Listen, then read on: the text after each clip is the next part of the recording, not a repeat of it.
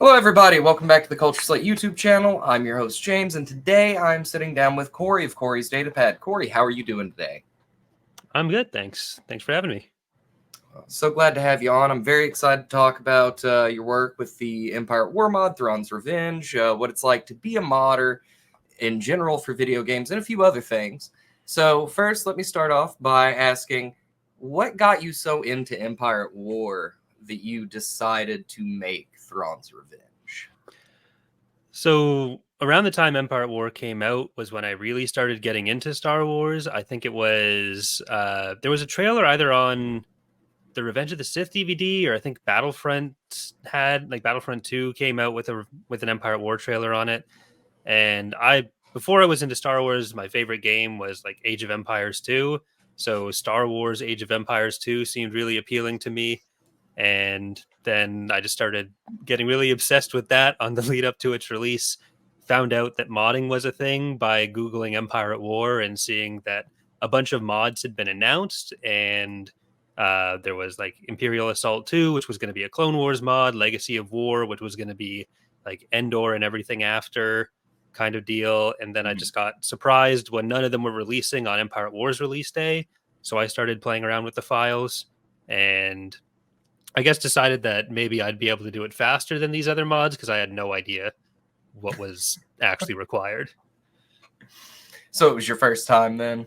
Yeah, I think 13 or 14. I had just figured out modding was a thing and I had no idea how any of it worked. Yeah, I can definitely remember that. I think we're around the same age because I remember the commercial you're talking about that came either with, like you said, the Revenge of the Sith DVD release, or it was on Battlefront 2's disc. And I, too, very excited about it. I absolutely love Empire War. I love Thrawn's Revenge. And I'm just kind of excited to talk to you about this. Why did you decide to do Grand Admiral Thrawn? You know, I know that you guys a long time ago did work on a Clone Wars-focused mod as well. But why settle in with Thrawn? What did you find so interesting there? Well, when Empire at War itself was released before the Forces of Corruption expansion, Thrawn wasn't in the game yet. So my first thing when I was starting to mod was that I was going to add all of the Grand Admirals starting with Thrawn. So I just wanted to add a bunch of Imperial heroes for that. And then that just kind of expanded because I was originally on the Legacy of War forums, another one of the mods that I was a fan of at first. And me and a couple other people started just scope creeping that, thinking that we'd be able to get all of that done. So part of it was that like I'd gotten into the book, so I just read the Thrawn trilogy, and I thought like Thrawn would be a fun character to have there. But with the name becoming Thrawn's Revenge, part of that was just the first MSN conversations that me and the other two people who started the mod had. We couldn't really think of a name, so we were brainstorming a bunch of names. Thrawn's Revenge was one of them. We were like, okay, that's okay for today. We'll change that tomorrow. And then we just never got to changing it. And when we really wanted to change it several years later, this is probably like 2017, 2018, maybe slightly after that, it had just already become so associated with the mod that it was hard to get around that branding. Yeah, I can totally understand that. Now, some of what I wanted to talk about here is a lot of stuff relating to how you kind of built this mod. So, Empire at War, is this the only game you've ever built a mod for, or are there other mods out there that you've done for other games? We have another mod called Ascendancy for Sins of a Solar Empire Rebellion. Oh, that's you as well. Yeah. So, like, it's a large team. I'm a very small part of the team. Like, there's dozens of people that have worked on it over the 18 years that Thrawn's Revenge has existed. So, like, we have Thrawn's Revenge as our post-Endor mod. We have Fall of the Republic as our Clone Wars mod for Empire at War.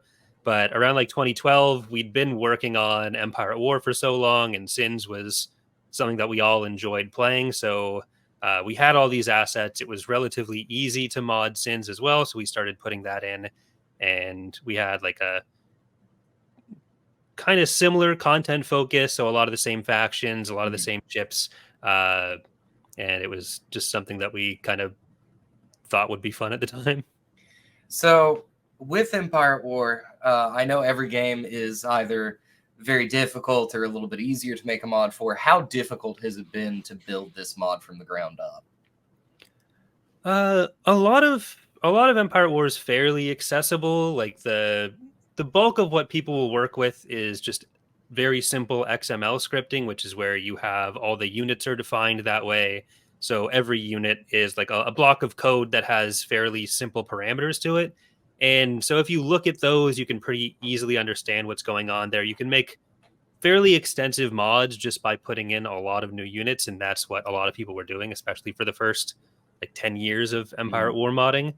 Uh, Modeling and texturing was always a bit more difficult, making all the ship models, because uh, for one thing, it's a more dedicated skill. You have to spend more time on it to get half decent at it, but also the tools to put the units in game, that was always kind of the stumbling block for people, because there was only an exporter for 3ds Max, which is like a professional piece of software that is not made available for hobbyists, really. But more recently, free software like Blender has started having community made exporters that are a lot more accessible. And then the really difficult stuff typically is with Lua scripting, a different kind of scripting that's more akin to like actual programming. It's more freeform. If that's where you can really do creative stuff with it, but it's also more complex and still limited by whatever the game engine can handle. And I'm assuming you guys have had to do a little bit of all, well, actually, probably a lot of all three, given just how much the mod changes the base game. Like, you got rid of the tech tree and kind of revamped it with your era system. Mm-hmm. I'm not entirely sure, but I believe that your combat works a little differently, the way you have things set up and defined. Yeah. Mm-hmm. So the biggest thing, like the game can automatically have fighters spawn from ships, but because we wanted more control over how some of that works, we don't really use the base game spawning system for that. A lot of that is like defined in XML, but Smallpox, one of our more prolific Lua scripters, made a whole new framework for scripts running on the galactic and tactical level that runs a separate Lua script that handles all the fighter spawning for every ship. So even though it looks pretty similar to what it is in the base game, it's handled by something entirely different. And it allows us to do things like have the same ship XML object for multiple factions and change the fighters per faction, which you can't do with the default spawning style. Interesting. So what do you think has been like the hardest thing to change in Empire at War to get it to fit around Thrawn's Revenge? Like, what did you guys take the most time kind of modifying to meet your needs?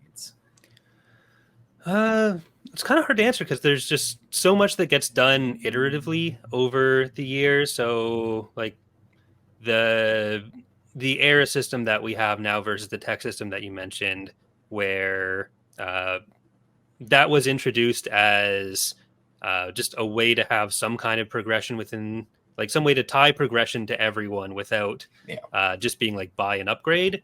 So that started as fairly simple. Like you kill Thrawn and then Palpatine spawns for the Empire and you do the Dark Empire stuff. But over time, that's become like more fleshed out and more complex. There's like a whole Imperial legitimacy mechanic around that, where different Imperial warlords are kind of fighting to become the Empire, and then Palpatine joins whoever becomes most successful of them. So that's a fairly big difference from the original tech system, but it's also something that took many versions and many years of just iteration on small changes to get there. Yeah. That makes a lot of sense. And I think that, when you do something that large, you're always going to have to do it kind of iteratively and build on that. But, you guys have been making this mod for well over 10 years, probably close to 15 now, yeah? 18. Almost 19. Wow. Yeah. Wow. So, we know, or at least anybody who plays a lot of video games and eventually has to mod them, like, people that play a lot of Skyrim or Crusader Kings or even Empire at War, modding is kind of thought of as a very thankless job. So, I mean, how do you keep that going for 18 years, just staying so dedicated to this project that you've built? Well, part of it is just not being able to let go of things. That really helps. But there's always, like I said, like I'm a small part of a much bigger team. So there's always people who are either joining or leaving and then rejoining later on or taking a break. So Mhm. it helps that it's not something where we have fixed deadlines. There's not some like fixed thing we have to do. If people need time away, they can take time away. If people lose interest for a while, like nothing is like their livelihood doesn't depend on them being forced to keep doing it. So over the 18 years, there's again been dozens of people who work on it. They'll leave for a bit, come back. There was one person who was gone for like 10 years before coming back. One of our concept artists, Valerie, like she worked on the mod in the earliest days and then came back in 2018 and did a lot of the Hapen designs when we were doing the Hapen faction. Okay. There's a few other people that have been around since the beginning, like me, who will disappear for like 2 years and then they'll decide they want to do another texture or model and they'll pop in for a couple weeks, do that. So a lot of it is just trying to be flexible and remember that this is a hobby for people who want to work on this. So trying to make sure that that stays at the forefront rather than like cracking the whip on getting work done on a specific timeline. Mhm. I mean, that makes a lot of sense. And, it just goes to show that, like, I'm sure when you set out to make this, you kind of built, like, what do I want to see in a mod for this? So let me ask you, how many hours do you think you have playing Thrawn's Revenge? Who? Playing probably close to 1,000, but like testing, most of my hours in Empire at War are testing. Yeah. Probably 5,000. Like we used to have forums that had like online time tracked, and looking at that was always depressing for me because it was like a year of online time just responding to questions on the forums. Like there is a period that most modders will go through where you start off because you want to see the game one way and then you get like so engrossed in working on it, but then you don't want to play the game anymore, so you end up just working on things and testing it and that's the only playing you do. Mhm. And for a lot of us that was the case for a long time. Usually it sometimes you'll go back around to playing for fun, but not everyone gets there again. Yeah, I can very much understand that. I've written several game reviews for the site, and there have been some of those that after I've gotten through like just straight 40 hours in a week trying to get enough meat on a review to say, I played it, it Yeah. actually is good, or it's not so good, or here's what needs to change about it, that I have taken like a month, 2 months without touching Yeah. some absolutely excellent releases. Didn't even finish what was it? I think Banner Lord when I did it. Right. I took about a month and a half break from playing. Yeah. Like as much as I say it's a hobby, so I want to make sure that everyone like we want to focus on the fact that we're there to have fun making it. Eventually that does become the thing of like the fun part is the making it, and like Mhm. when you're playing the game you're just coming up against all the things that you've had to work around and it becomes less attractive for that. But So I think that everybody's dream when it comes to modding a game, or at least some people, is to get that kind of hands-on experience building something to add to a game, and maybe pivoting into the industry with that. Have you ever had any kind of offers like that come across while you've been working on this? Uh, I haven't had any offers to me, but there have been like when I was in high school, which covered part of the time that I was making the mod. Like I was making the mod throughout high school. I thought maybe I'd want to get into the games industry, so I looked at like going to college for game design. But we also Mhm. have many people on the team who join because they want to work on stuff for a portfolio. So there have been people who come through the team and then go off to work at different companies. Uh, that are now like full-time game designers in other areas. So that's none of us have ever really looked at it as we want to transition Thrawn's Revenge specifically into a standalone game or Mhm. uh, turn the whole team into a studio. We have kind of played with the idea of like, oh, what if we did make an indie game at some point? That's mostly just been kind of speculative because for most of us, it is just we want to keep this as a hobby rather than uh, try to turn into everyone being a game dev, because then you start adding Yeah. in all the financial element of like everyone needs to get paid if we're doing this as an actual job, and then especially with the team size that's not reasonable. You have to start valuing people's work differently for so that it's like fair based on who's doing what. And there's so many horror stories even just within the Empire at War community of mods that have tried to pivot that way and it has not gone well. So there's a lot of reasons not to do it. I'm sure that makes a lot of sense, but it is interesting to know that that is a path for people. And I talk Yeah. about, what it's like working on the team and things like that, because part of why I wanted to do this is to kind of talk to you more about everything that goes into mods and like how you get started with that. So for you, it was sitting down going, this is what I want to see, and just kind of fooling around with it when you were Mhm. 14 to get the hang of things.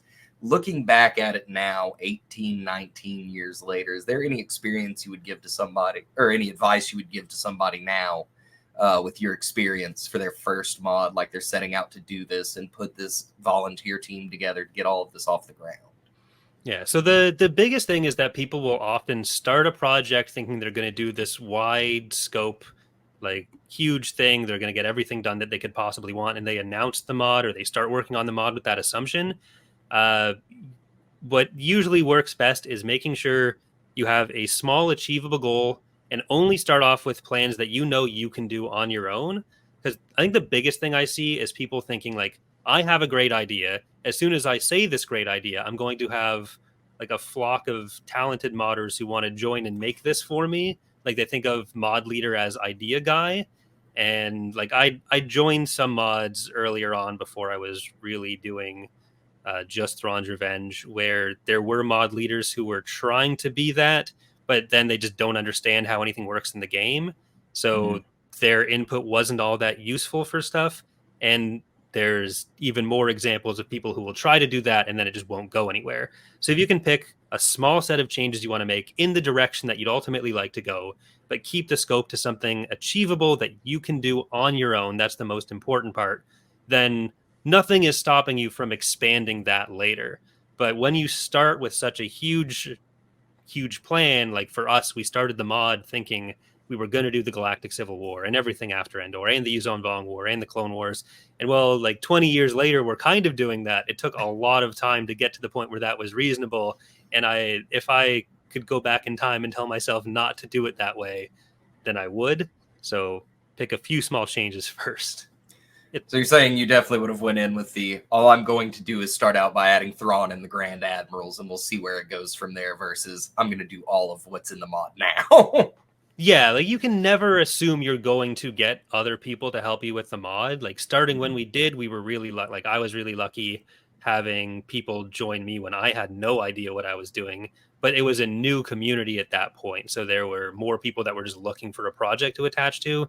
Yeah, And it was a bit different in like 2006 because modding was a bit more of a wild west. There were more people out there that were looking for something to attach to.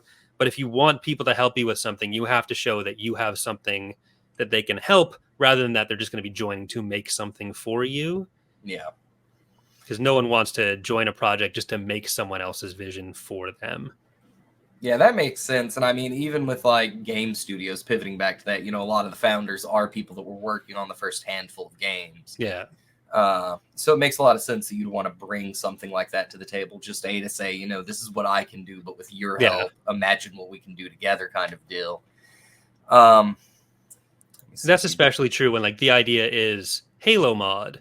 Like Yeah. if your idea is just okay, I'm going to make a Halo mod for Empire at War. Why aren't people flocking to me to make this for me? Then like okay, do you maybe make a Galactic Conquest, make some XML edits, make the campaign map.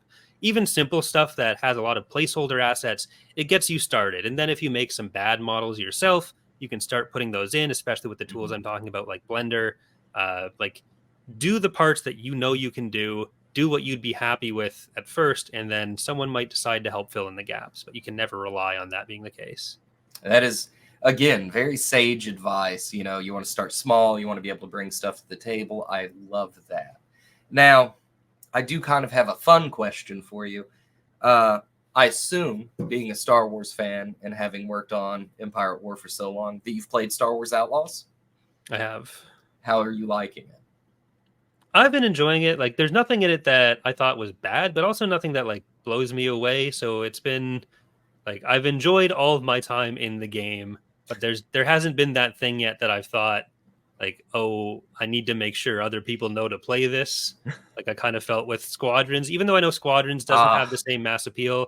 Like Squadrons, I just thought was so good at what it did, even if it was doing Yes. fewer things. Whereas Outlaws does a lot pretty well, and like it's fun.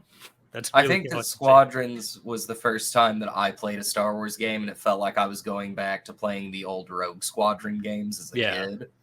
And that is really what got me sold on it. Um,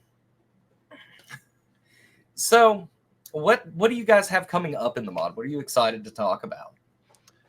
So we're in the later stages of finishing the first build of our KOTOR era mod, Revan's Revenge, Oh, continuing our bad naming scheme, which once again started as a joke and then was too fixed to it before I could change it. But yeah, so uh, there's been a lot of work done, especially in the last little while, by some of the team members, Leo, Mord, and MS, to really make sure that that's been moving along. mhm. There's been some work on some story campaign stuff to make sure we're launching with uh, some narrative elements. Because one of the things that we've done in the last little while in Fall of the Republic is start turning some of the historical campaigns into narrative campaigns that go over either the events of the Clone Wars and the 2008 cartoon, or some of the pulling from some of the older sources to turn some of those into their own campaigns as well. So we're trying to do that with Revan's Revenge too, because there's fewer units to play with, so we want to make sure there's still something with a bit more depth there. So a lot of the final work's going into that before we can start a beta. I have not heard about this yet, but that has me super excited because KOTOR is probably my all-time favorite RPG out of Star Wars, and I've always looked for an Empire War mod that tackled that era very well. So I'm Hmm. very excited to see that. Now, I know that Star Wars Empire at War received an update. What was that? Earlier this year, late last year? Yeah, I think the last one was already at the beginning of this year, but Yeah. yeah, every couple years now, Petroglyph has in their downtime, the developers they've come back in and made some changes. In 2017, it started with turning multiplayer back on. I think that was 2017, but the latest one was making the game 64 bits, which alleviated some memory problems, and they also went in and uh, with all of these patches, they actually get a bunch of the modders together and ask us what we want to have improved or fixed or changed. So a lot of what we've actually done in the last few years has only been possible in the game because of changes they've made for modders. Oh, So whenever they do that, it's very helpful. now that is a very novel idea that I don't hear a lot about. So Petroglyph actually sits some of the top modders for this game down, get your guys' opinions. Is there anything that you've suggested that they changed? Yeah, like a lot of the changes came from either our team or some of the other mod teams. Where one of the things that we do with the historical campaigns, the like narrative story campaigns that I'm talking about, Mhm. is we have it set up so that once you finish the one, you can load into another, like go to the next campaign.